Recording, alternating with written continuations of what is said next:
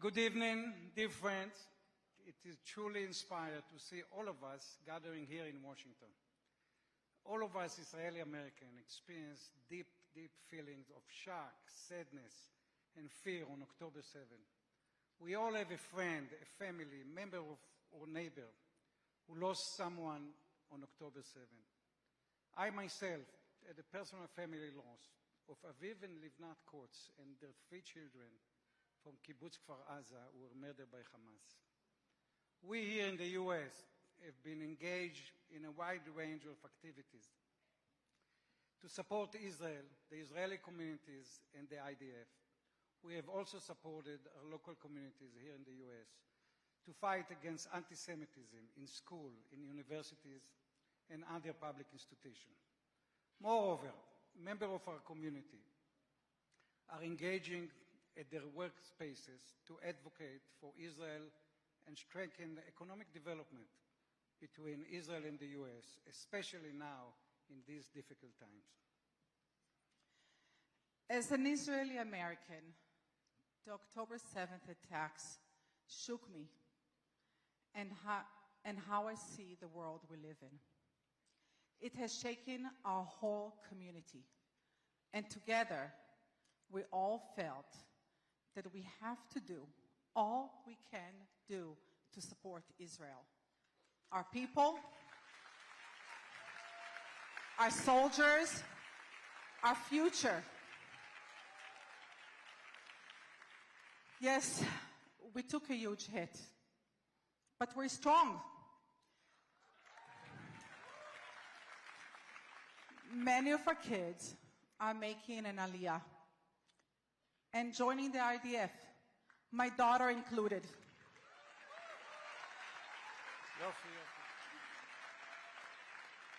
My friend's son, Omer Balva, which I have to mention here, did the same, and we lost him in the first week of war.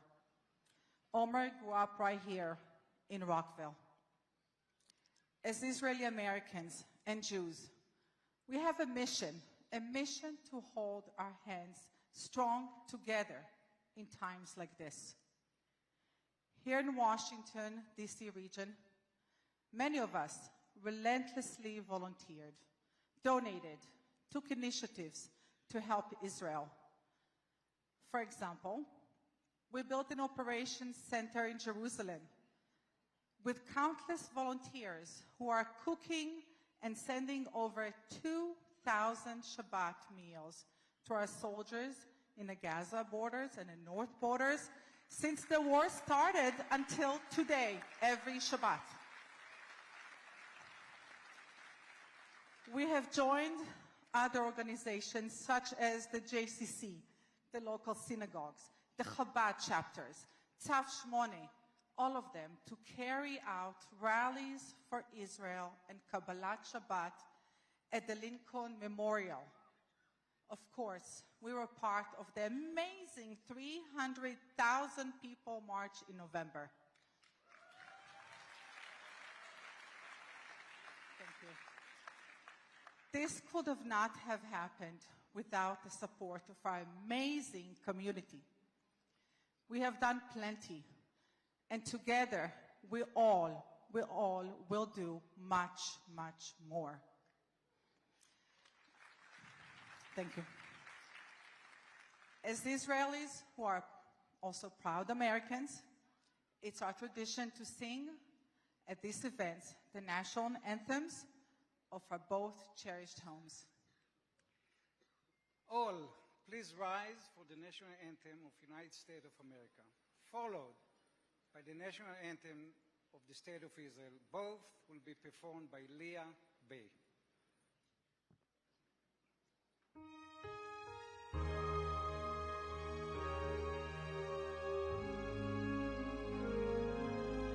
Oh, see, can you see by the dawn's early light what so proudly we hailed at the twilight last gleamed, whose broad streams and bright stars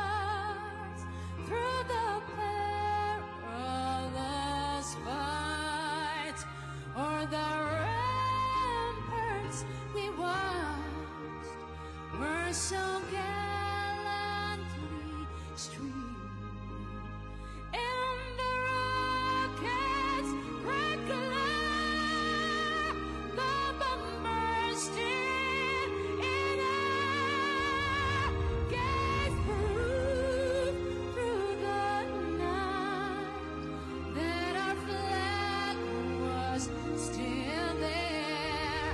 Oh, sing does that star-spangled banner yet wave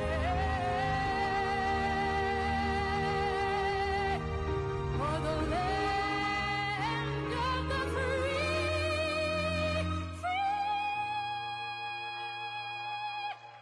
and the home of the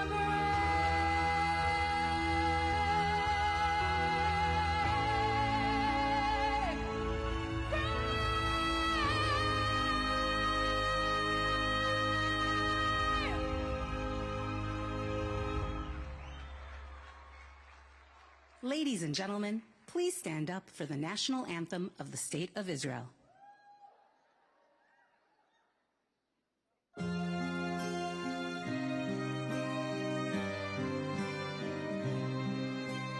כל עוד בלבב בנימה, נפש יהודי הומייה, ופאתי מזרח קדימה, עין לציון סופיה. עוד לא אבדה תקוותנו, התקווה בת שנות 2000, להיות עם חופשי בארצנו, ארץ ציון ירושלים. להיות עם חופשי בארצנו, ארץ ציון ירושלים.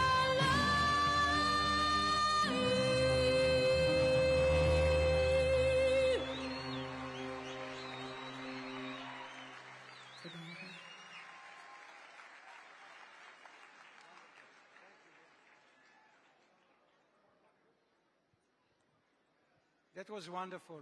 Beautiful, Leah. Thank you. Please rise again. We're going to rise for a moment of silence in the memory of our brave fallen of the October 7 attack and our fallen of the Iron Sword War.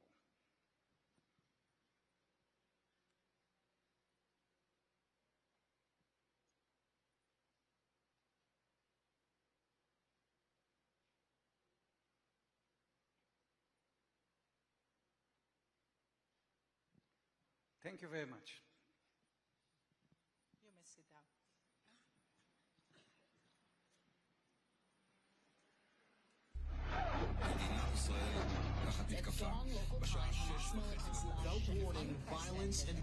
שלום לכם, שבת שלום לכם, 7 באוקטובר 2023, ישראל במצב מלחמה.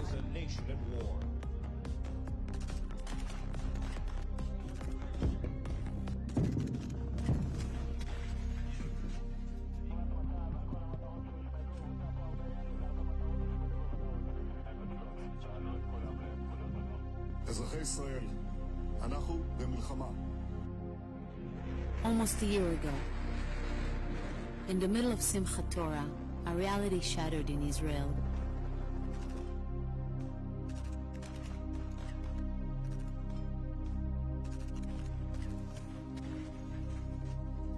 And in the Jewish communities around the globe.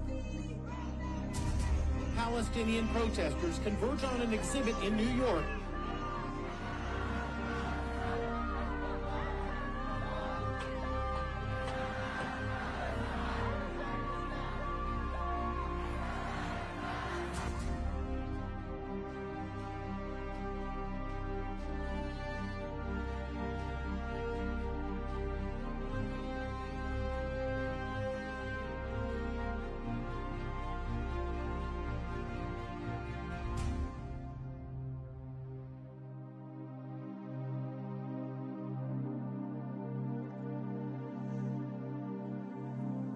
My name is Avishai Ben Zvi, and I am from Kibbutz Nir Oz, currently living in Alpharetta, Georgia.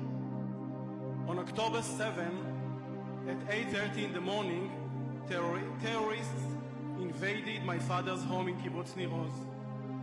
My father, Amitai, was 80 years old and suffered from Parkinson's disease. At the time, he was with his Filipino caregiver, Jimmy Pacheco. My father begged Jimmy to leave him and run for his life, but Jimmy refused. My father was shot to death in his bed. Before setting the house on fire, the terrorists abducted Jimmy and took him to Gaza. Jimmy was released after 49 days in captivity as part of a deal. My name is Rotten Cooper. I live in San Diego, California, but I was born and raised in Kibbutz Nir Oz. On October 7, over 110 members of the kibbutz were murdered or kidnapped. Among them were my parents, 85 years old Amiram and 79 years old Nurit, who were brutally abducted from their home shortly after my last phone conversation with them that morning. My mother was released, but my father, one of the kibbutz founders, was killed after surviving 4 months in captivity, and his body is still held in Gaza. My name is Hilal Umi Levi, and I'm from Cresskill, New Jersey. My niece Ronnie Eshel proudly served as a lookout expert at the Nahal Oz base. When the horrific attack began, Ronnie was in the Situation Room with our fellow lookouts, courageously and repeatedly reporting the brutal infiltration by the Nukhba terrorists. After several hours, Hamas terrorists overtook the Situation Room and set it on fire, with the girls trapped inside. The family misses Ronnie very much.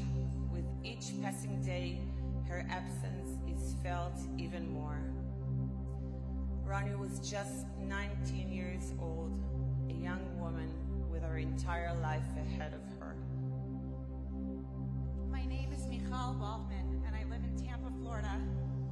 On October 7th, my cousin Yair Yaakov was kidnapped from his home along with his 2 children, Or and Yagil, and his partner Merav. While his family was released in November, Yair remained in captivity. In February, we received the shocking news that Hamas had filmed the torture and murder of Yair on October 7th. His body is still being held in Gaza. We are shattered. The mental torture of fighting for his return while feeling utterly helpless as we try to live our life each day is nearly unbearable. His son Or wrote, "Dad, please watch over me from heaven."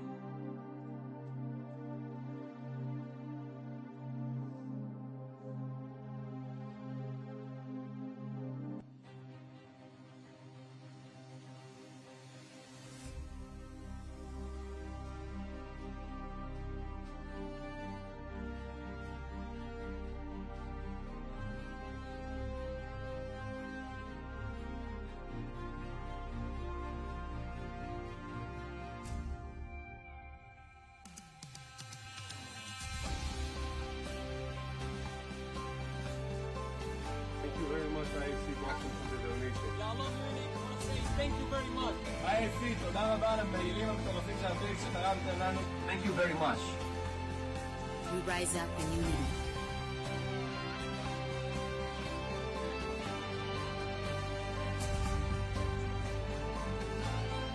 We rise up with courage. We are rising up, shoulder to shoulder, arm in arm, to say that we will not stand for this. We are here to spread the truth. Stand with Israel. We are not going anywhere. Hands up if you're a Zionist! I'm Israel Chai. Today we are strong. Am Israel Chai. We rise up in solidarity.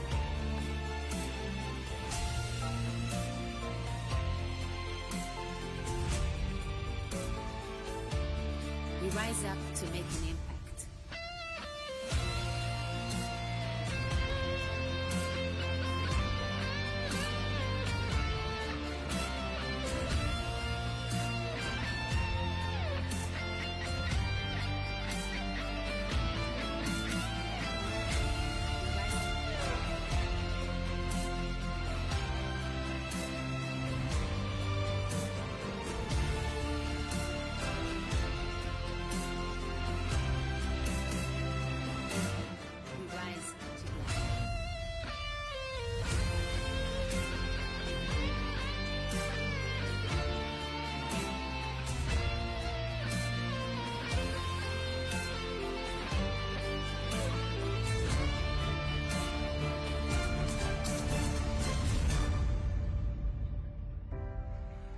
broken down and tired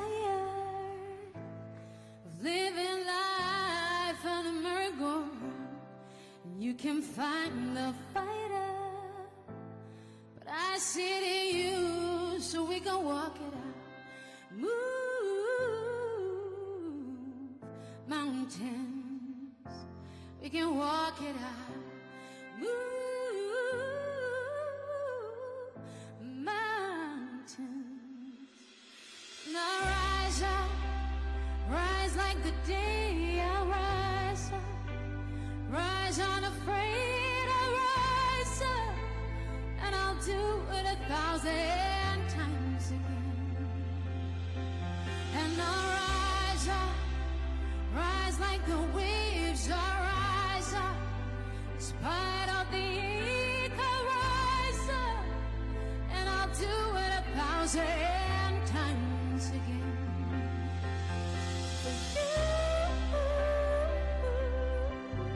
For you, for you, for you.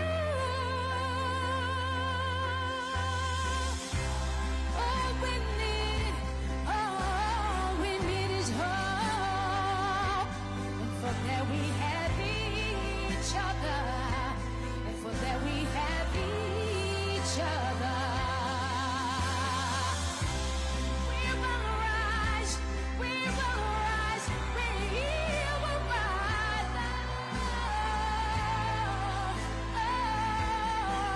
We will rise. And I rise up, rise like the day. I rise up, in spite of the ache. I rise up, and I'll do it 1,000 times again. Rise up, and I rise like the winds. I rise up, in spite of the ache. I rise up, and I'll do it 1,000 times again. Maybe we can love somebody. In our souls, I believe. Maybe we can give them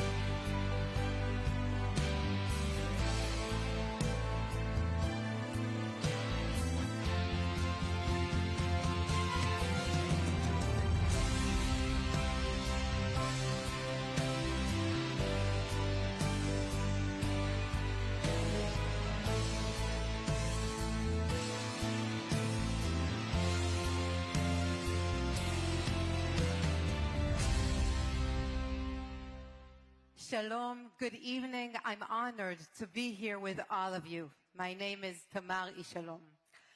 Tonight, we wish to commemorate the victims and heroes of October 7.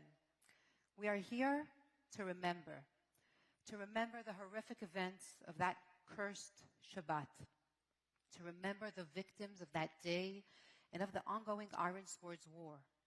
We also wish to honor the soldiers of the IDF, some of whom are here with us, who put their lives on the line. They deserve it.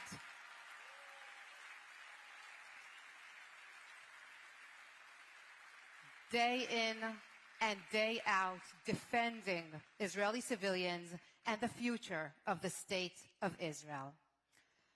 Tonight and in the next 3 days, we will unite in our shared love for Israel.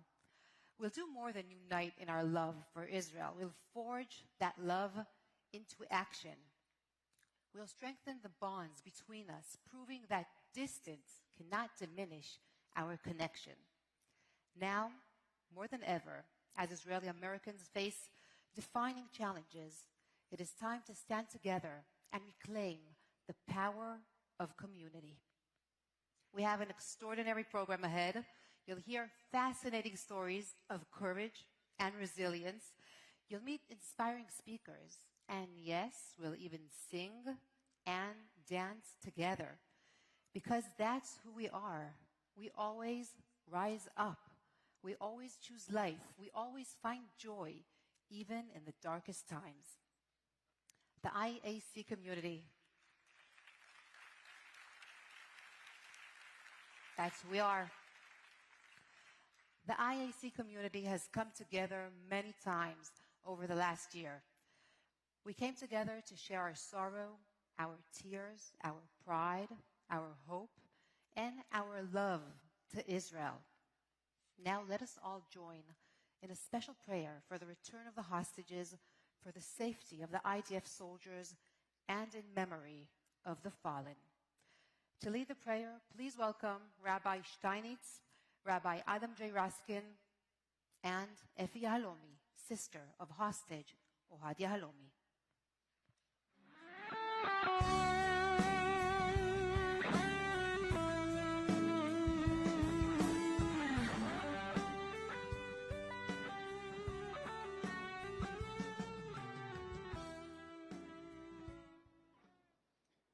Avinu Shebashamayim, Tzur Yisrael v'Goalo, Barech et Medinat Yisrael, Reshit Tzmichat Geulatenu. Hagein aleh be'evrat chazdecha, ufros aleh sukat shlomecha, ushalach archa ve'amitcha, l'rosheh sareh v'yoatzeh, v'taknein be'itza tova milefanecha. Chazek et yidei miginei eretz kodshenu, v'anchilein Eloheinu Yeshua v'atara, v'natata shalom ba'aretz, v'simchat olam liyoshvea, v'nomar amen. משברך אבותינו אברהם יצחק ויעקב, הוא יברך את חיילי צבא הגנה לישראל ואנשי כוחות הביטחון, העוסקים על משמר ארצנו וערי אלוהינו, מגבול הלבנון ועד מדבר מצרים, ומן הים הגדול ועד לבוא הערבה, ביבשה באוויר ובים. הקדוש ברוך הוא ינצור ויציל את חיילינו מכל צרה ומצוקה, ומכל נגע ומחלה, וישלח ברכה והצלחה בכל מעשה ידיהם. ידבר שונאינו תחתיהם, ויעטרם בכתר ישועה ועטרת ניצחון, ויקוים בהם הכתוב, כי אדוני אלוהיכם ההולך עמכם להילחם לכם, עם אויביכם להושיע אתכם, ונאמר אמן.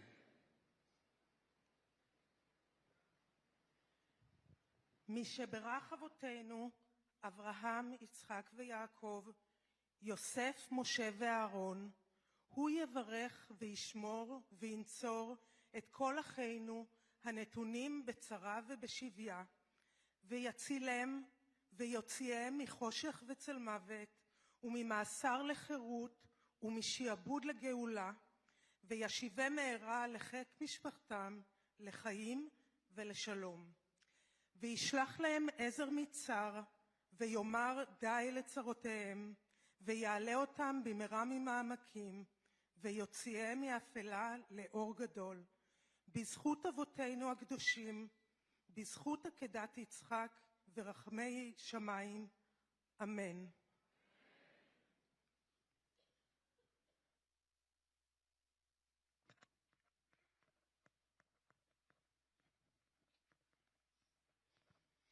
תודה. 251 people were violently kidnapped from the western Negev to Gaza on October 7.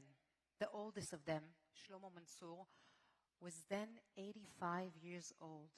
The youngest, Kfir Bibas, only 9 months old. 117 hostages had since been returned to Israel, along with 37 bodies. 97 hostages are still being held by Hamas in the Gaza Strip. Some of them were reportedly killed. One of those who have been to hell and returned home is 27 years old Andrei Kozlov.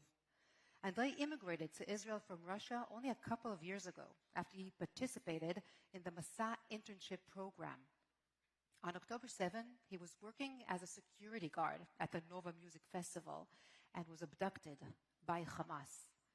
After 8 long months in captivity, Andrei was rescued from Gaza along with 3 other hostages by Israeli special forces in the heroic Operation Arnon.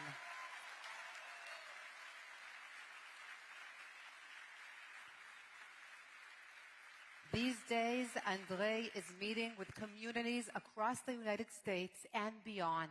We wish to thank the Israeli Ministry of Diaspora Affairs for bringing him to us as well. Please welcome Andrei Kozlov.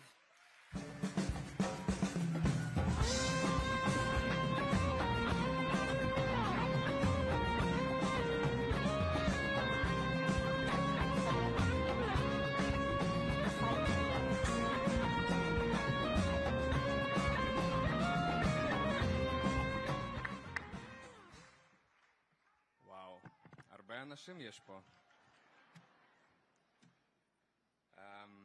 Wow.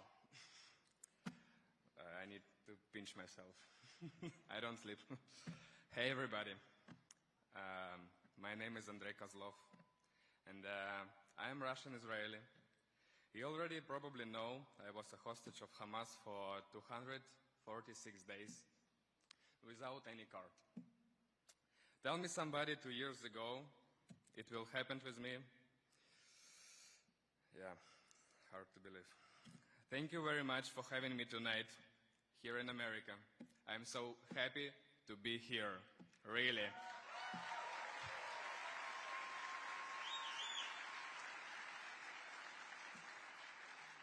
I'm here tonight, free and speaking with you for one reason. I was rescued by IDF soldiers and elite counter-terrorism operatives.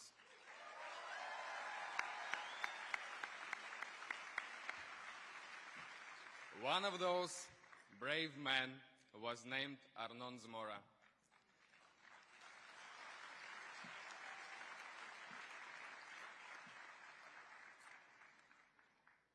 And he was killed by terrorists while rescuing me. Arnon was one of my saviors and my personal hero. I would like to ask you to rise and join me in a moment of silence for him. May his memory be a blessing.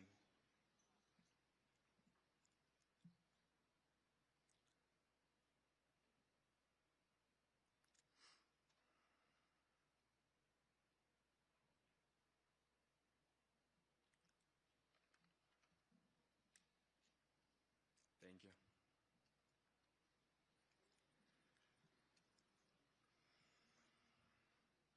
I would like to tell you about 5 days in my life. 5 days that define who I am as a man and tell you how and why I am here today. The first is August 28, 2022, the day I arrived in Israel. I started to collect all my papers for Aliyah in October 2021. My choice fell on Israel because of a lot of reasons. Included, it's a land my Jewish grandfather told me about my entire childhood. I was a regular guy who just decided to move and study in another country. And 2 years ago I did it, just 3 weeks before mobilization in Russia. I felt like I started a new life. Inspiration, new opportunities, sea, sun, dreams. My story is probably like those of so many Americans who come to Israel every year. It started with Taglit, Birthright, and Masa. 7 months passed, and I started to build my life in a new place. The second day to tell you about is October 7th, 2023. The day my life and the world changed, totally changed. Yes, sometimes life's gifts are not so nice. I was in country a little bit more than 1 year. I came from one war to another. Good start, I think. I first knew what was happening the way most of you did, from Google and Telegram, but after I heard the rockets and I saw the terrorists. And because I'm here now, you know that every step I took somehow was the right one to survive. Every direction where I choose to run, I found a car to get into. I cut at my t-shirt not on purpose with barbed wire. I jumped from a cliff, and I remember this survive mode. Still remember. Then, didn't send any bye messages to my family. There is no need. You are totally sure that you come back, as was me. We were brought to Gaza, our hands tied behind our backs and blindfolded. Then one of them removed my blindfold, and he signed with his hands that he will kill me the next day. After, he showed me that he loved me. That was mine October 7th. The next day to know about was November 2nd. We were being held in a noisy area, so we heard people moving all day, until everybody from outside took something from their homes and left this area. Even all our guards left.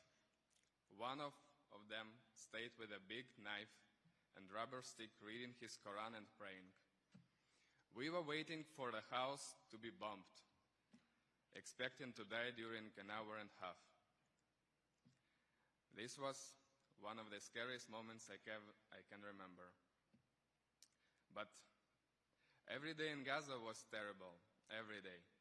I also remember one night, it's my personal record, I heard 486 bombs, only for one night. Some people count ships to fall asleep. I counted bombs.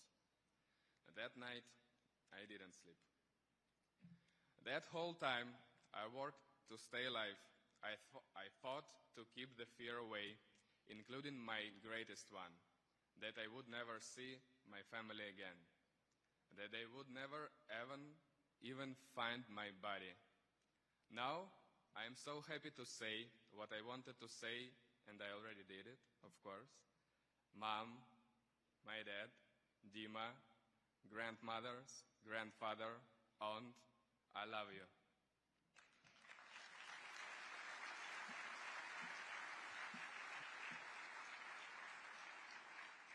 Thank you. The next day I want to tell you about was June 8, 2024. The day I was rescued along with Shlomi Ziv, Almok Meir Jan, and Noah Argamani. The day I was one of the very, very few lucky hostages who were rescued. I remember that feeling, one of chance to gain freedom you just have to reach for. But only at helicopter out of Gaza, I believed, I'm finally free. My parents arrived in Israel from Russia on next day. Only then I could breathe again. It's a feeling I fought for, a feeling that I survived for. And it's a feeling that remaining hostages must have, as me.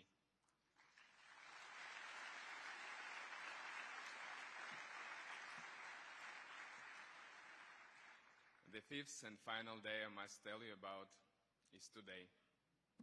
Because today I stand in front of all of you. I don't have idea which rules and laws this crazy world has. Somebody dies. Somebody gets what he prayed about. I know only one thing. I'm still that regular guy who I was before. Now, fortunately for me, I am able to influence a little. Nobody can understand feelings of hostages. Nobody. But we have to remember that 101 hostages are still in Gaza.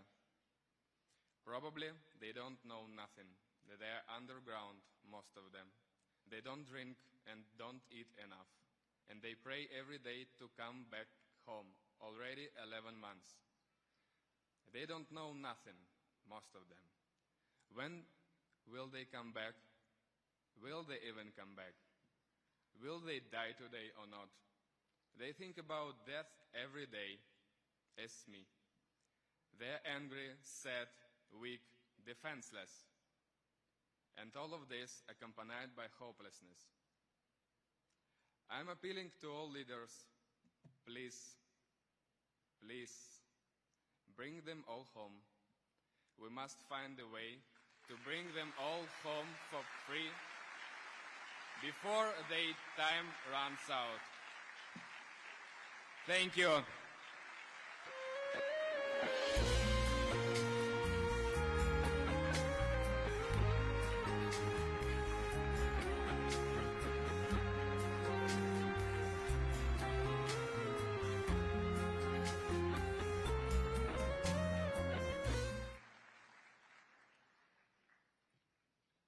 Please welcome Ilan Eskar, CEO of the Israeli American Council and former United States Special Envoy to monitor and combat anti-Semitism.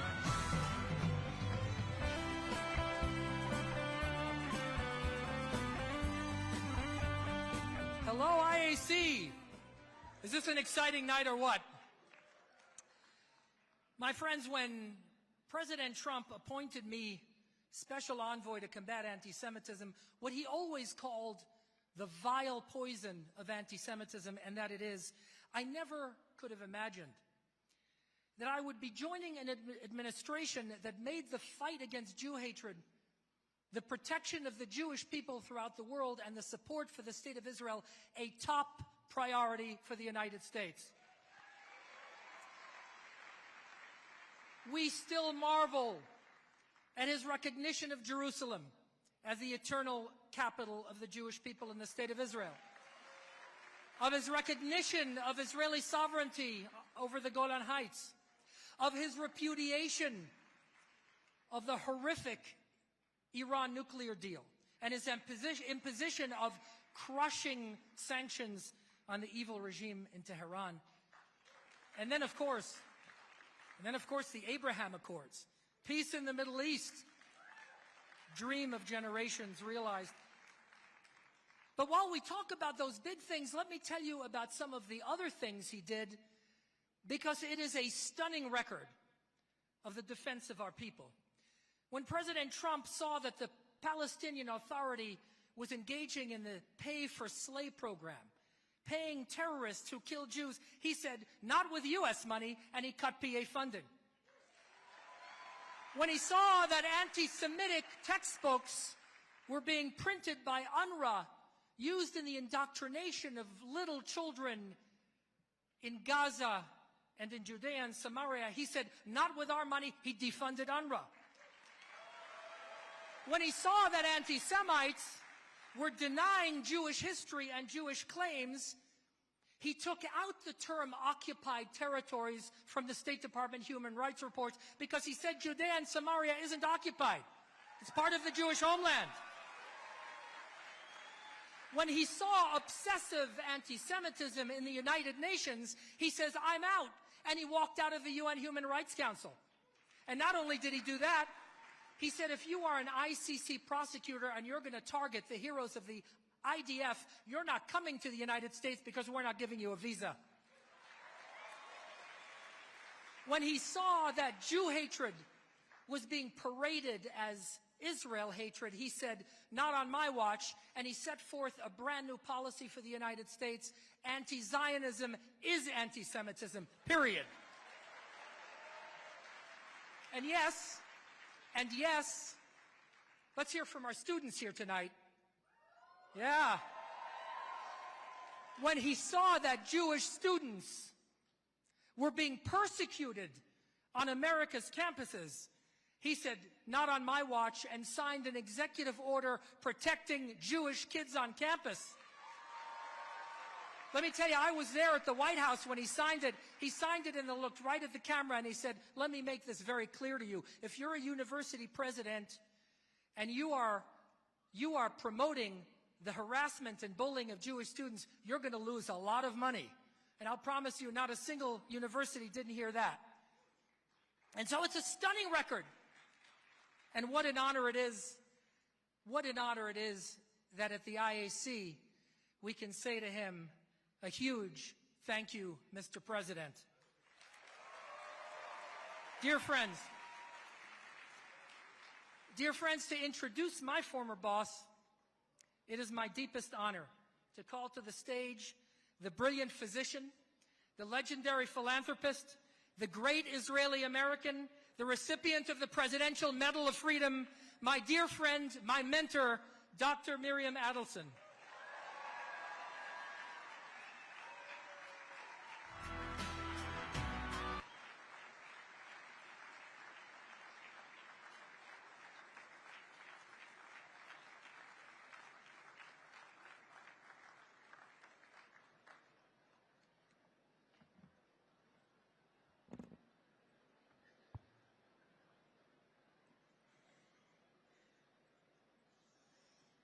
Shalom IC.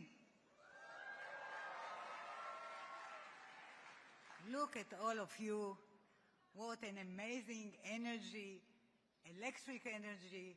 That's what we felt the first time Shalom and me came to see the Los Angeles IC. It was called different name. And when we saw this crazy energy, Shalom looked at me, I looked at him. And do you know what are we going to do? We are going to do it all over America. So,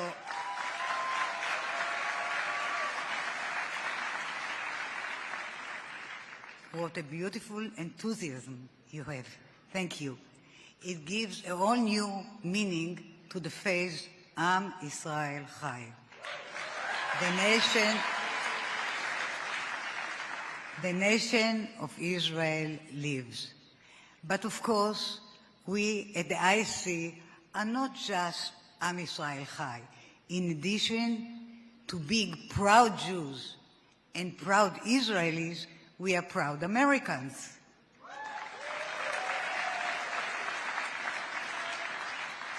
Now, as you all know, we at the IC are bipartisan.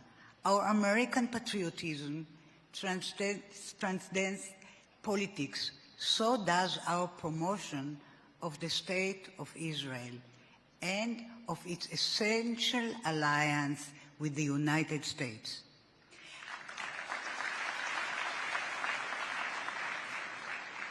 But with Israel at war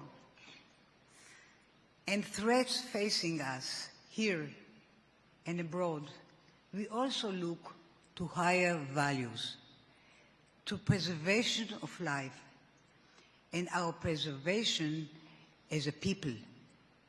That's why Am Israel Chai has become our rallying cry over the last year. We defy those who would destroy us, persecute us, exclude us. And it is why we will always welcome and honor those who look out for us, while others look the other way.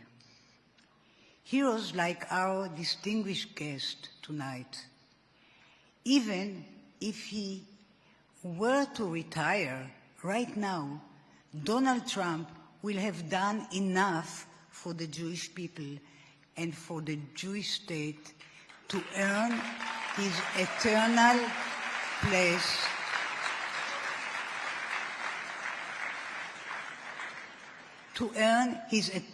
place in the Jewish history. And he did it all as proud American, knowing that these great United States are at the best when they stand by their best friends, the State of Israel.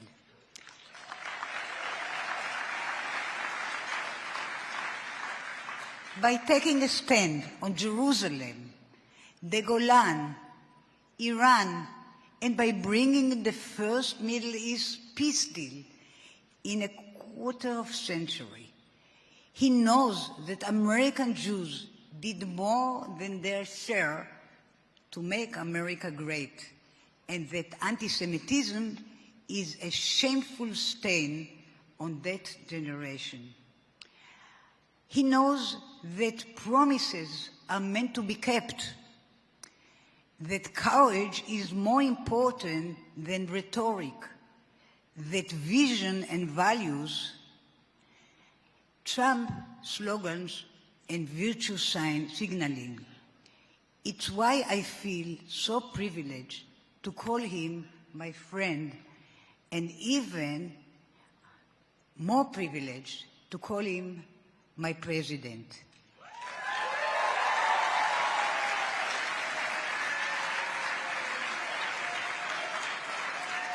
Ladies and gentlemen of the IAC, whether or not you vote for Donald Trump in November is your business, but you should certainly thank him. That's what Jews do. It's what anyone who cares about Israel does. It's what anyone who cares about America does. And it's what we will all do right now. Please join me in welcoming President Donald Trump.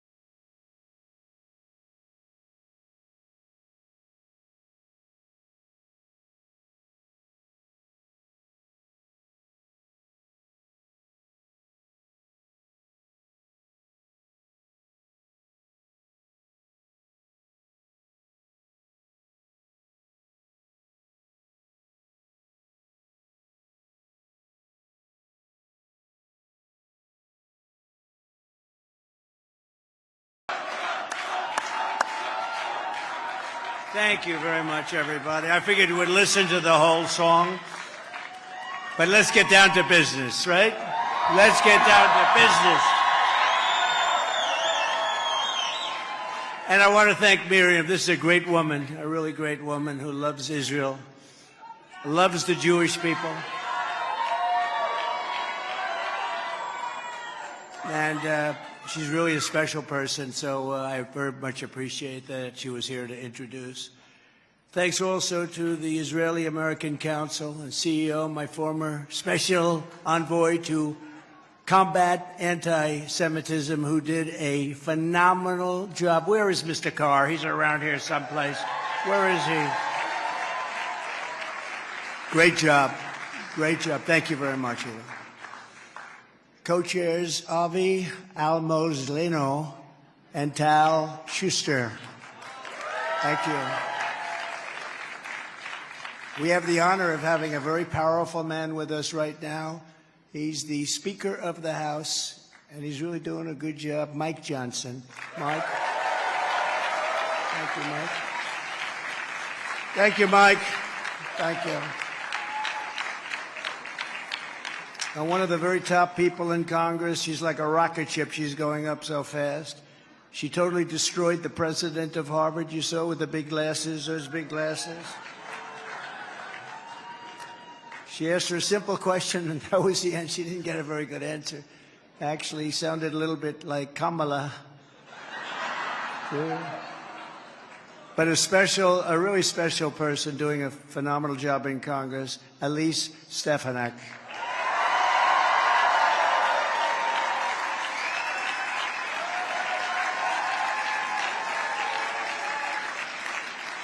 That's a pretty good hand. They jumped up.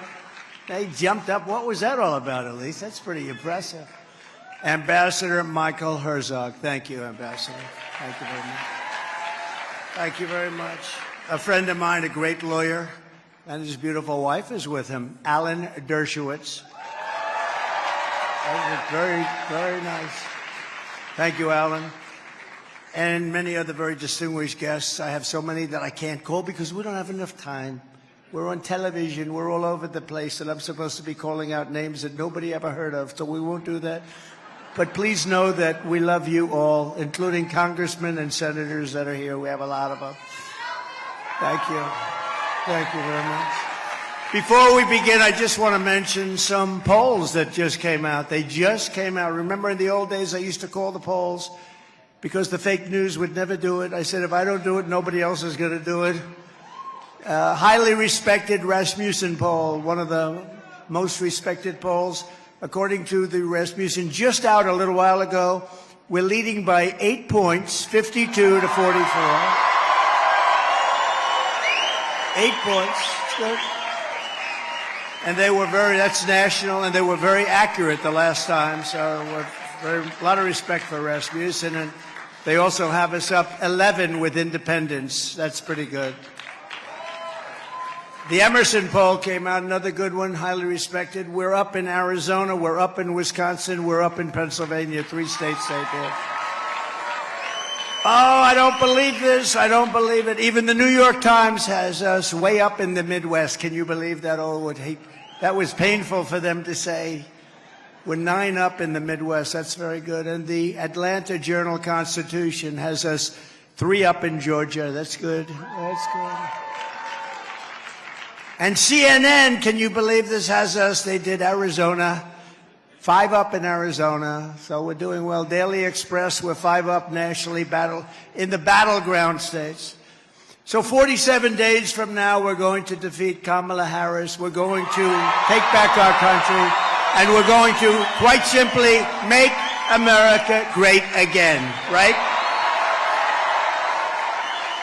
We're gathered tonight to talk about the sacred bond between the United States and Israel, and it's a bond that's in serious trouble. There's never been anything like it. I believe that we are closer to World War III than at any time in the history of this country since the Second World War. There's never been anything like this period of time that we're going through, and we have leaders that are grossly incompetent. They have no idea what's happening. In less than 3 weeks, we will mark the 1-year anniversary of the deadliest attack on the Jewish people since the Holocaust. On October 7th, Hamas terrorists slaughtered more than 1,200 Israelis, including men, women, children, and even little beautiful babies. They tortured, wounded, kidnapped, and horribly maimed thousands more. What a horrible time. Unthinkable. Could not have happened if I was president. Would not have happened. You know that. Iran had no money. There was no money for terror. 28 terror organizations, including Hezbollah and Hamas, they had no money. There were lots of stories about it. We had no terrorism during the Trump administration. Remember that? Tonight we honor the memory of all who lost their lives in the October 7th attacks, and we pray to God that Israel will redeem their deaths with ultimate victory over those who wish to destroy it.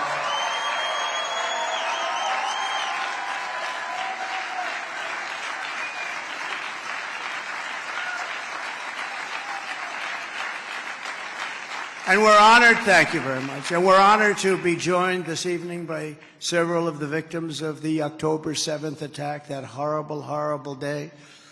Former Hamas hostage Andrei Kozlov, who was recused. Yeah. Andrei was rescued by the IDF after 8 months of very horrible captivity. I can imagine. Where's Andrei? Is Andrei here someplace? Yes? Yes? Come on up here, Andrei. He's got more courage than I have. Come on up here.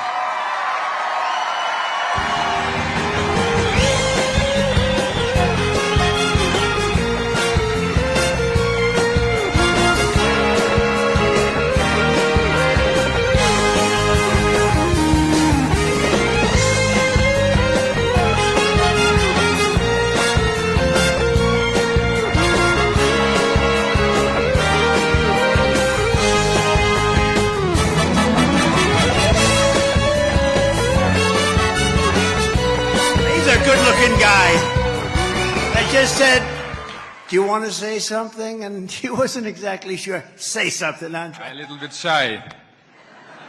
I'm close to Trump, like I'm shy. What can I say? Thank you so much for this clearness and I really appreciate endlessly. Really, thank you. Well done. We'll see you, man. Congratulations. You look beautiful. Thank you so much. He's a good-looking guy.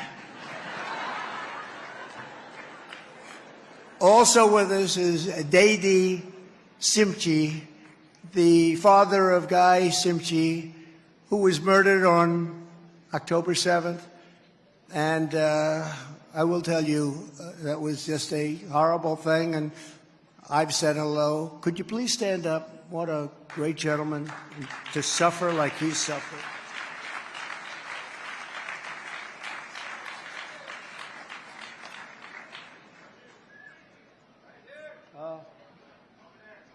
Thank you very much. I appreciate it very much. I appreciate it very much. Would you like to come up? We'd love to honor you. Would you like to come up? Come on up. Come on. In honor of your boy. In honor of your boy.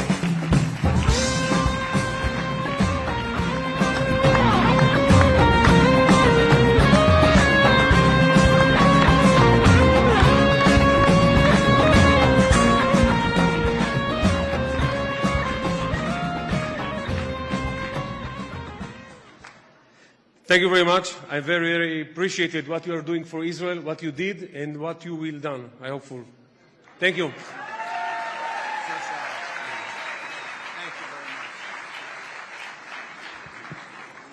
Great man. What they've had to endure. Also with us are the parents of several of the current hostages, and hopefully we're going to be getting them back very, very soon. Very, very soon. Thank you all for being here. Thank you very, very much. What you're going through is very hard to even understand how it could have happened in the first place. I'd like to ask you just to stand for a second, please, in honor of what we're all here for, because we're going to get them out. They're going to come out. Thank you all very much. That's a great group of people, and that's a lot of people, too. We're going to get them out. We're going to get them out. Thank you.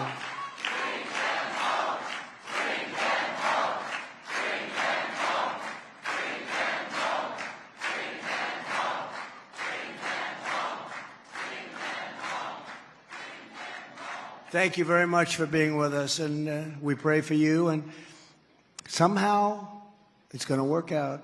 We're going to get it to work out. And this evening we repeat the vow that we have kept in our hearts since the terrible day in October. Never again. Never again. This should never have ever happened. This should never have happened. Should never have happened. Weak leadership in the United States allowed this to happen, and it should never have happened. It would never have happened. It's so sad to see. 1 year after the horrific massacre, we are instead threatened with a different future, one in which October 7th happens again and again. We have to recognize it again and again. I'm here tonight to deliver an urgent warning to Jewish Americans and to every friend of Israel all around the world. And you have so many Christian friends. They love Israel. So important. I have so many Christian friends, and you know, when I first started running, I will tell you a story. Maybe I shouldn't, but I will. I was campaigning in 2015 in Iowa in a very Christian area, and there were about 6,000 people, and it was in a church, and they were very religious Christians. And the father, the minister, and a few others were there, and they said, "Sir, would you please say something great about Israel?" I said, "Say it again. Say it again," because I didn't realize, you know, in the old days, it wasn't like this. He said, "If I say something good about Israel, that's not a positive for this particular group, is it?" "No, sir. If you say something good about Israel, they'll love you." I said, my, things have changed. How things have changed, right, Miriam? So I was a little bit circumspect, to put it mildly. And I went out there, and that place went wild because they liked me right from the beginning. I don't know why. A lot of people have bad taste, I guess. But they liked me right from the beginning. And I said, we love Israel, and we will save Israel, and we will fight with Israel. And the place went wild. I said, what the hell is going on? They love Israel. I hate to say it. Sometimes they love Israel much more than Jewish people in New York love Israel. Alan Dershowitz knows that.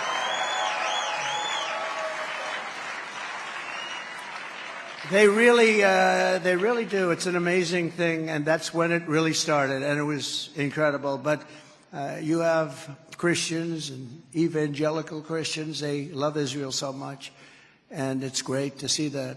It's great to see it. If we continue down our current path with 4 more years of Kamala, and I don't say Harris because when I say Harris, nobody knows who the hell I'm talking about. I just said it to another group. You know, Miriam has been working hard here. I have this group, that group, but this is the big one, right, Miriam? This is the big one. But don't worry, I said that to the last group also. No, she's got me working hard. But it's sort of interesting when you look at what we're doing and how important a mission we're on. If we continue down our current path with 4 more years of Kamala, Israel will be faced not just with an attack, but with total annihilation. And I hate to say it so much. It's total annihilation. That's what you're talking about. You don't have a protector. You have a big protector in me. You don't have a protector on the other side. And I've said long and loud, anybody, and especially over the last few years, anybody who's Jewish and loves being Jewish and loves Israel is a fool if they vote for a Democrat. But beyond that, if they love Israel, anybody that votes for a Democrat or Kamala especially, because this is the worst ever. This is the worst you've ever had. This one makes Barack Hussein Obama look like he loved Israel by comparison. But you should have your head examined, because it will face an unceasing bloody war to obliterate the Jewish state and drive Jews out of the Holy Land. That's what they want to do. They want to drive Jews out of the Holy Land. And they are not forgiving people. You found that out on October 7th. By the way, when Trump was president, you had no problems, did you? None. You had no problems. You ever think of that? I wanted to tell Israel that numerous times during the presidency, but I didn't want to do that and then have something bad happen. But nothing bad was going to happen. They didn't have the money to prosecute the war. Nothing was going to happen. We had everything in check, beautifully in check. And by the way, Russia would have never attacked Ukraine either, just so you know. We wouldn't have had inflation. We wouldn't have had that horrible situation in Afghanistan, where we lost 13 great soldiers, where $85 billion worth of brand new, beautiful military equipment that I bought, beautiful stuff. I bought and they gave it away. Beautiful, beautiful stuff. And we wouldn't have that. We left American hostages behind. Remember that. All of that wouldn't have happened. Think of it.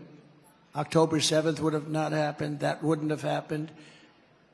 And we wouldn't have had inflation. It was started by a stupid oil policy and a spending policy. We would have never had inflation, which has destroyed many families. Let me spell out bluntly the danger of 4 more years of weakness in this White House. If Kamala is reelected, Iran will quickly obtain nuclear weapons. They're already about ready to do it, okay? And you know, they were so broke, and I'm not looking to hurt anybody, but they were broke. I had sanctions. Anybody that did any business with Iran could not do business with the United States. I told President Xi of China, if you do business with Iran, if you buy 1 barrel of oil from Iran, you're not doing any more business with the United States, and I'm going to put on tariffs of 200%. And China didn't buy anything. And other countries likewise, other countries. Thank you. Thank you very much. Thank you very much. Thank you. And Iran was ready to do something. They were ready to make a deal. They weren't spending the money because they didn't have the money to spend. And you didn't have a single strike. You had nothing happen during this period of time. It was a beautiful time. Not a single strike. Thank you very much. Thank you.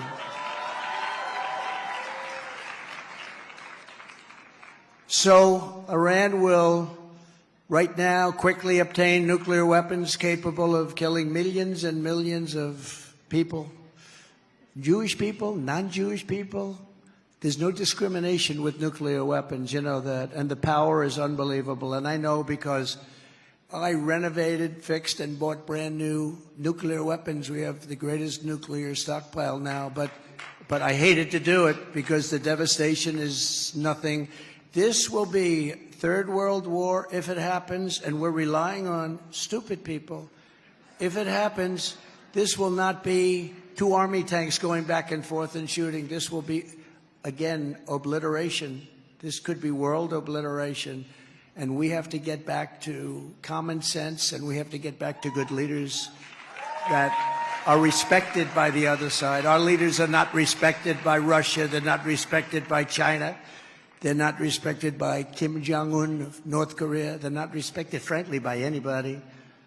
From behind this nuclear shield, the regime will be free to unleash its militant terror brigades to turn the Jewish homeland into hell on earth. They've already started with October 7th.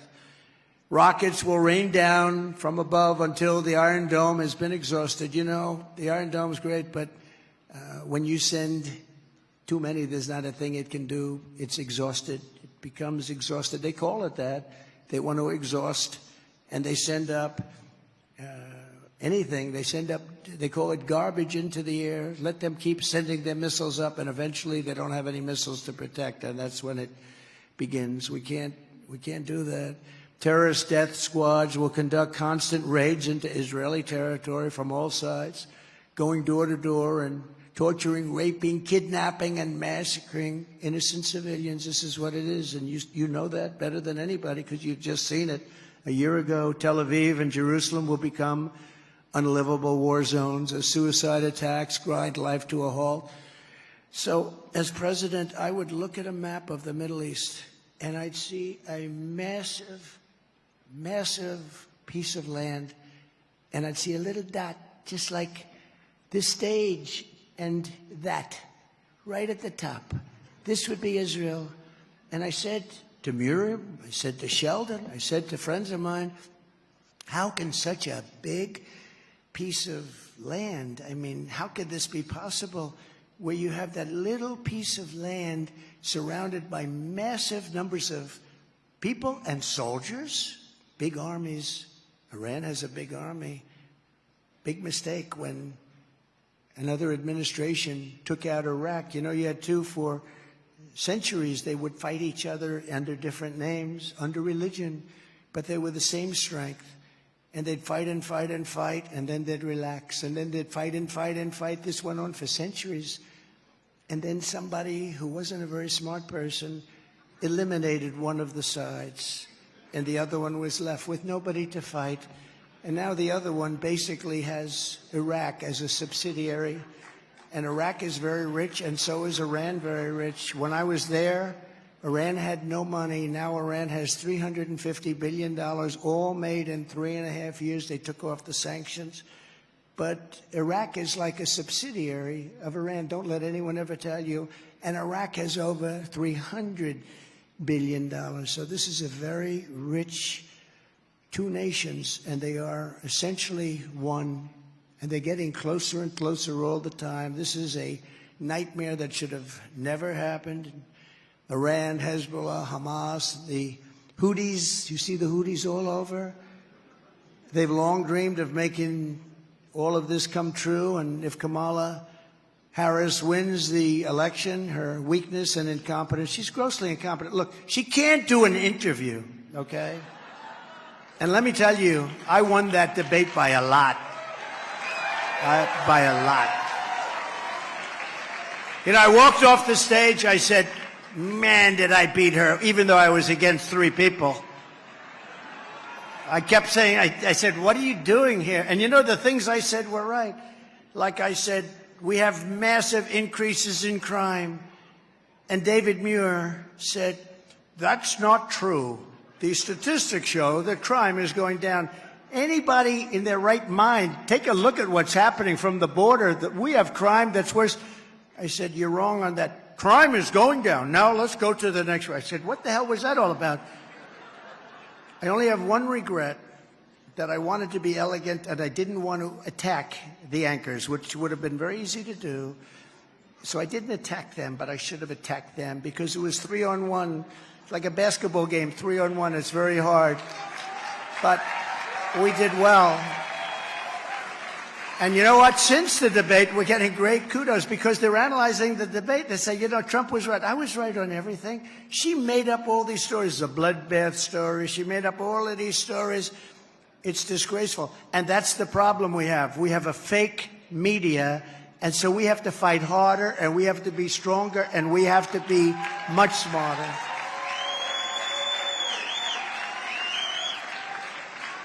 And by the way, Israel and Jewish people are attacked by the media that I can't even believe. The New York Times is controlled by a Jewish family.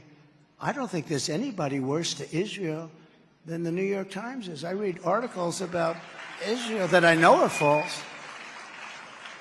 The New York Times and plenty of others. So my message today is very simple. If you want Israel to survive, you need Donald J. Trump as the 47th President of the United States. It's a very simple message.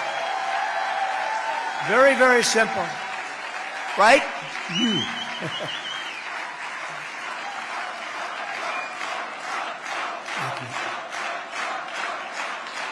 Thank you, everybody. Under my leadership, America will once again stand shoulder to shoulder with our friend and ally, the State of Israel. Right now, all they do is fight the State of Israel. Don't do this, don't do that. I will support the same people that gave us Afghanistan are telling you what to do, by the way, which every one of those generals should have been fired. You know, I knocked out ISIS in 4 weeks. It was supposed to take 5 years. I did it in 4 weeks. I had great generals. We have the greatest army in the world. But not the people that are on television. These are people that don't know what the hell they're doing. They should have all been fired. I will support Israel's right to win its war on terror, and it has to win it fast. Will you please win it fast? Win it! But you have to win it fast if you can. And I was always, thank you very much, I will always defend Israel's fundamental right to exist as a Jewish nation in the Jewish homeland. That's what it's about, isn't it? But remember this, you're under attack like never before. There's never been a time like this that people can remember. This was a period, they say, if you read, and I find it very interesting, but this was just before the Holocaust. I think there's a very great similarity because nobody can believe what's been happening. If Kamala Harris wins instead of the most pro-Israel president ever, which I have been already declared to be, you will have the most anti-Israel president by far, far worse than Barack Hussein Obama. Over the past 12 months, Kamala Harris has repeatedly demanded an immediate ceasefire to save Hamas. She wants to save Hamas. Meanwhile, she and Biden deployed U.S. military to build a $230 million pier to resupply Hamas. The pier didn't work out too well. Every time there was a little rough weather, the thing got ripped apart. Those of you in the real estate business know what I'm going to say. Those contractors made a hell of a lot of money. $230 million every time there's a little rain. It blew apart. Wonderful job. This was not General Patton's bridge. General Patton knew how to build them. He built them fast and cheap. Kamala Harris has even suggested that she would consider imposing a full arms embargo against Israel, and what she wants to do. One thing about politicians, like she wants to defund the police, she wants to do all these things, no fracking, you know, now she wants fracking, no fracking. For 20 years, there will be no fracking. And then he's a chameleon. He said, that's true. She just yesterday reaffirmed her support for blocking major arms shipments, as you know, to Israel. She blocked them. If these are positions Kamala Harris takes before the election, just wait to see what she would do after the election. You won't have a country left. Israel will be doomed. I really mean that. Israel will be doomed. And, you know, I said to Miriam today, I said, you know, they have to go through a little tough love here today because we have to tell the facts. Israel will not exist within 2 years if she becomes president. And what a difference a president makes. Big difference. Just 4 years ago when I left office, the United States and Israel were safer, closer, and stronger than they have ever been before by far. Under my leadership, we totally obliterated the ISIS caliphate. We terminated its founder and leader, al-Baghdadi. I withdrew from the horrendous Iran nuclear deal and imposed the toughest ever sanctions on the Iranian regime. They had no money. They wanted to make a deal. The saddest part, they had no money. They wanted to make a deal. And these guys came in and they never made a deal. You could have made any deal, but now they're rich again because he took all the sanctions off and everybody started buying, in particular China. China went from buying nothing under Trump to buying billions and billions of dollars of oil a month. I withdrew from the anti-Semitic UN Human Rights Council, which was a big thing. I sanctioned the anti-American and anti-Israel radicals of the International Criminal Court. Many of you know what that meant. That was a big deal. I defunded the Palestinian Authority and choked off all of the money to Hamas.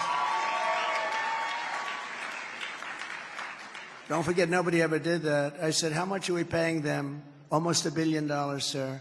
I say, they treat us so disrespectfully. They say death to America, and we're giving them money. Why are we giving them money when they say death to America? So I said, how much money do we give them? Almost $1 billion. I said, tell them they're in default. You're not supposed to treat us that way when we give you money. Tell them that they won't be getting money anymore until such time as we make a deal. And I will tell you, we had them very, very close, and then we had an election that really hurt it, and too bad. But we did do the Abraham Accords and other things, but I would have even preferred to do this. We would have had something done. Just as I promised, I recognized Israel's eternal capital and opened the American embassy in Jerusalem. Jerusalem became the capital. I also recognized Israeli sovereignty over the Golan Heights.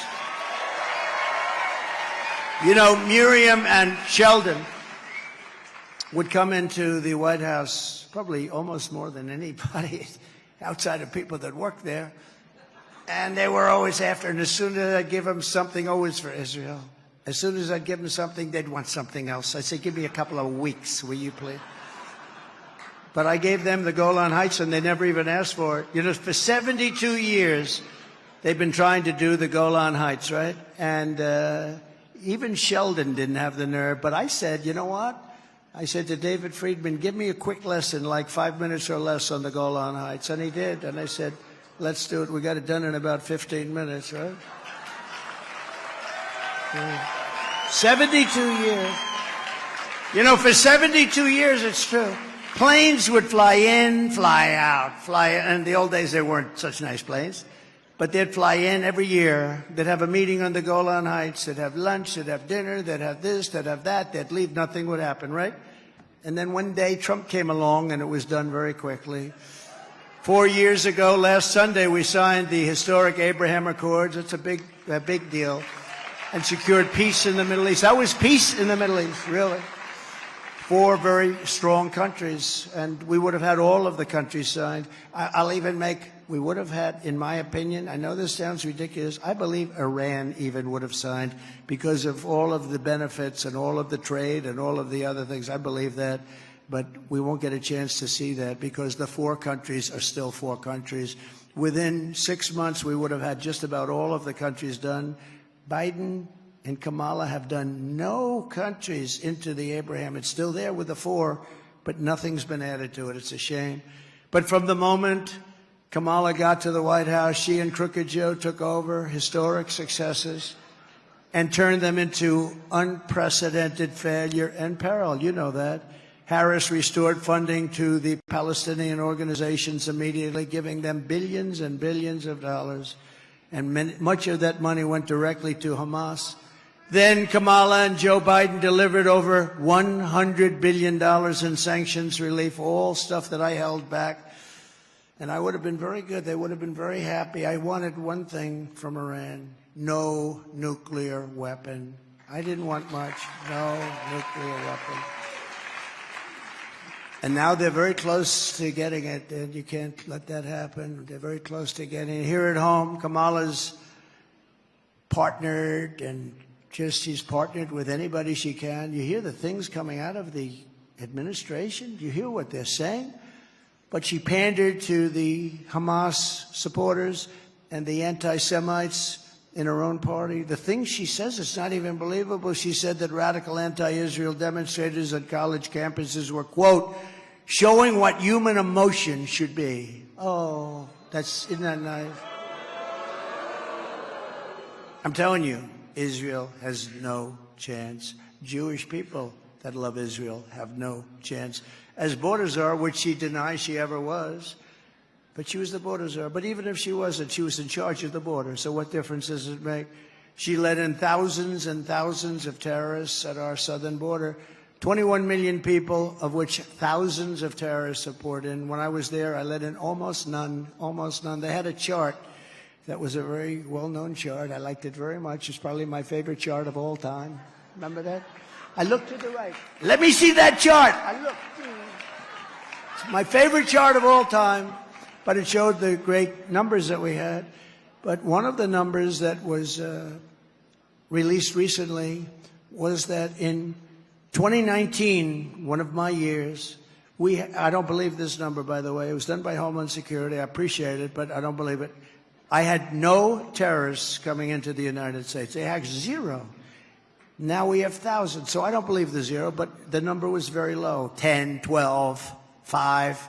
How can it be zero? But they actually have zero. Then I had zero terrorists. So we used to check it, but we had very little. Now we have thousands and thousands of terrorists pouring into our country. It's so sad, and only bad can happen. Only bad things are going to happen. She imported migrants from terrorist hotspots all over the world, and now we have armies of jihadist sympathizers brazenly marching through the streets of our cities. I've never seen anything like it. Where did they come from? How did they get here? Kamala Harris is the candidate of the forces that want to destroy Western civilization. The other day, in fact, it was yesterday, the FBI reported that Iran has spied on my campaign. I'm going to have to hire Alan Dershowitz. Only Alan Dershowitz could do it.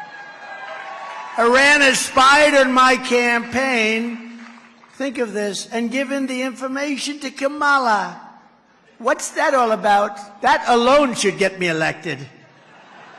Think of it. Iran got the information from my campaign and gave it immediately to Kamala and the campaign apparatus over on the other side. I'm the candidate of those who want to defend Western civilization, defend Israel, and defend the United States of America. When I return to the White House, we will quickly restore stability in the Middle East, and we will return the world to peace. And remember the phrase, peace through strength. You know, I had no wars for 4 years. I remember crooked Hillary Clinton. Remember, she was up debating me, and she said, look at him. Look at his rhetoric. He's going to cause wars. I said, no, my rhetoric's going to keep us out of wars. And that's what happened. We had no war for 4 years, other than I finished off ISIS. No war. First time in 78 years, by the way, just to brag a little bit, because nobody else is going to say it if I don't. Israel will have the support it needs and the powerful ally that it deserves in the United States. Here at home, I will ban refugee resettlement from terror-infested areas like the Gaza Strip. We will restore the travel ban, some people call it the Trump travel ban, and keep the radical Islamic terrorists out of our country. That was upheld by the Supreme Court, and it really did work. Again, we had no terrorist attacks into the United States. Think of it. Now I'm talking United States, if that's okay. We had no terrorist attacks for 4 years. Nothing. Nothing. They knew, don't play games with us. And we will deport the foreign jihad sympathizers and Hamas supporters from our midst. We will get them out. If you hate America, if you want to eliminate Israel, we will throw you out of our country so rapidly your head will spin.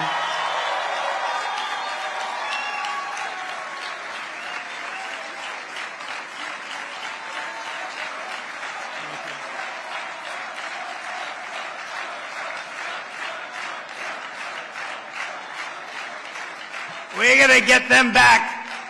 We're going to get those beautiful kids in some cases, because they're always your children. You know, they'll say, oh, he said children. No, they're always your children.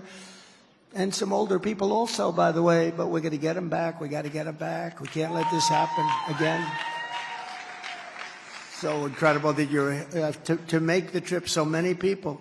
It makes me realize how important this is, Miriam, frankly, for so many people to make the trip. And there's nothing more important than what you're going through. And there's nothing more important than the people that you love. And it will be so beautiful to see it work out well. We got to make it work out well. Got to make it. Thank you. And to confront the crisis of anti-Semitism at our universities, I will tell college presidents that they must end the anti-Semitic propaganda, or they will lose their accreditation and they will lose all federal support.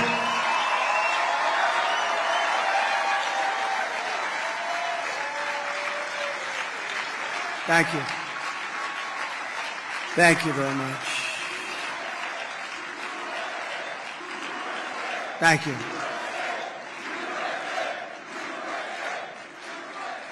Thank you very much. This is the most important election in the history of the United States, and it's also the most important election in the history of Israel. Can you imagine that? A non-Israeli election is the single most important election that Israel will ever have. Isn't that something? With all I have done for Israel, I received only 24% of the vote. But I understood that. That was in 2016.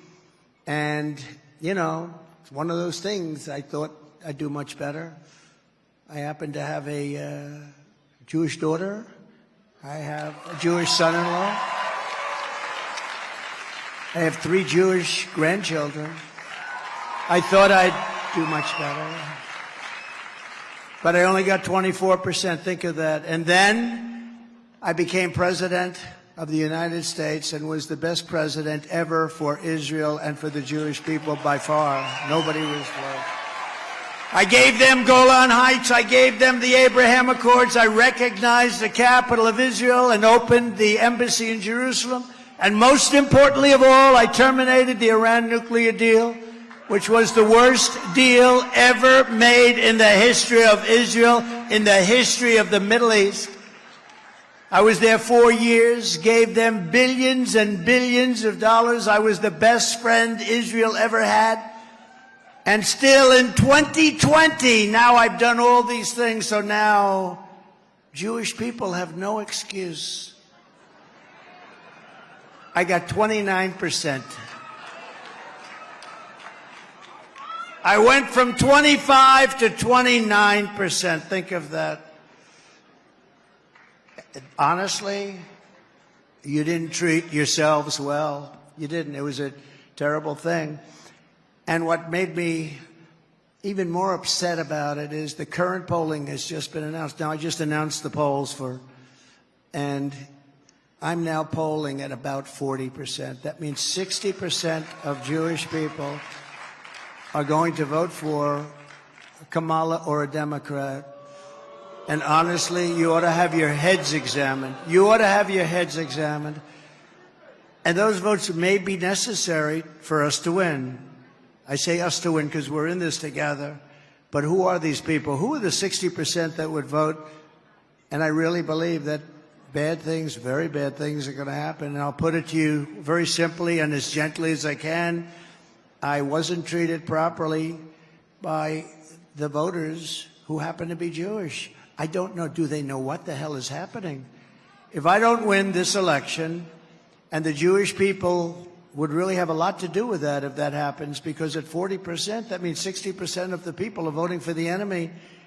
Israel, in my opinion, will cease to exist within 2 years, and I believe I'm 100% right. You know, there's a hat that comes out, Trump was right about everything, and I believe I'm right. And that's a hell of a thing to say, but I believe I'm right. If I do win, Israel will be safe and secured. We will stop the toxic poison of anti-Semitism from spreading here. All over America, it's spreading. It's spreading like it's never spread before. I've never seen anything like it. I really believe it would be obliteration, and it'll happen quickly, too. It's very close to happening. With your vote, we will reject anti-Semitism in our schools, reject it in our foreign policy. We will reject it in our immigration system. But all of that starts with rejecting Kamala Harris at the ballot box this election. Number one, she doesn't know what the hell she's doing. She doesn't know. She can't do an interview. How do you think she'll do against President Xi? She can't do an interview. And I'm not even saying she's stupid for not doing that, but her handlers know what they're doing. Can't have it. We went through 4 years of that. We can't go through another 4 years of that. Together we will save the United States of America, and we will save the state of Israel on November 5th, 2024. It will be the most important day in the history of Israel. It'll be the most important day in the history of the United States. Thank you very much, everybody. God bless you. God bless Israel. Thank you.